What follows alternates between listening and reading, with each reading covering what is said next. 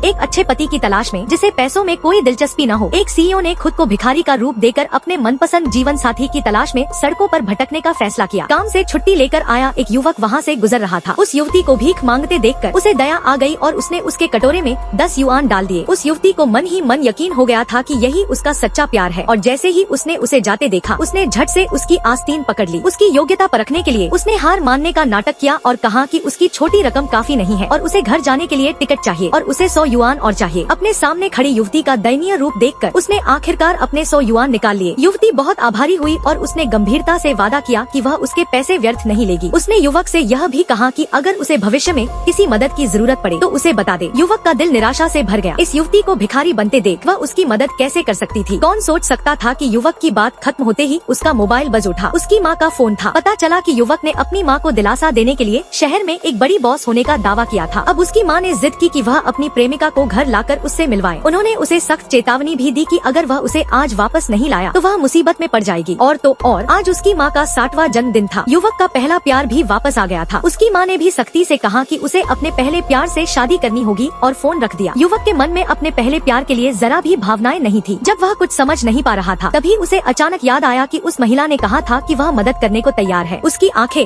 चमक उठी। उसने झट से उस महिला से कहा कि वह उसकी प्रेमिका बनकर उसके साथ घर जाए और उसकी माँ से बात करे। अप्रत्याशित रूप से महिला बिना सोचे समझे मान गई। हालांकि उसने एक अनुरोध किया। चूँकि वह अपने माता पिता से मिलने जा रही थी इसलिए उसे युवक को कुछ अच्छे कपड़े खरीदने देने पड़े, वरना अगर वह फटे पुराने कपड़े पहनकर वापस जाती तो उसकी पोल जरूर खुल जाती। युवक ने इस बारे में ध्यान से सोचा और उसे लगा कि वह सचमुच इसकी परवाह करती है, इसलिए उसने सिर हिलाया और महिला को कपड़े खरीदने के लिए राजी हो गया। जब महिला ने नए और साफ कपड़े पहने और फिटिंग रूम से बाहर निकली तो युवक दंग रह गया। उसने कभी सोचा भी नहीं था कि उसके सामने खड़ी बेढंगी भिखारी इतनी खूबसूरत होगी। जैसे ही वह उसे घूर रहा था वेटर की आवाज आई। उसने कहा कि कपड़े 6600 युआन के हैं और युवक से पैसे मांगे। युवक एकदम से चौंक गया। उसे यकीन नहीं हो रहा था कि कपड़े इतने महंगे हैं। फिर भी उसने अपनी जेब में हाथ डाला और सारे पैसे निकाले। महिला ने युवक के प्यारे रूप को देखा जो खुले पैसे गिनने में व्यस्त था। हल्के से मुस्कुराई और एक कार्ड निकालकर वेटर को दे दिया। युवक खुद को महिला से पूछे बिना नहीं रह सका और उसे प्रतिक्रिया देने का मौका दिए बिना ही उसे सीधे ले गया। पैसे बचाने के लिए युवक लड़की को ट्रैक्टर पर घर ले गया। रास्ते में उसने उसे बार बार याद दिलाया कि वह अपनी कोई भी खामी न दिखाए। अपनी माँ जो उसके रूप रंग की परवाह करती थी को प्रभावित करने के लिए उसने उससे झूठ भी बोला कि वह एक महिला सीईओ है जिसकी वार्षिक आय 10 लाख युआन से ज्यादा है। वह न सिर्फ अपने करियर में सफल है बल्कि सुअर और भेड़ काटने जैसे कठिन काम भी कर सकती है। हालांकि लड़की ने कहा कि दिखावा करने की कोई जरूरत नहीं है, वह महिला सीईओ है। उसने यह भी कहा कि सौदा पक्का होने के बाद वह युवक को अपने यहाँ काम करने देगी।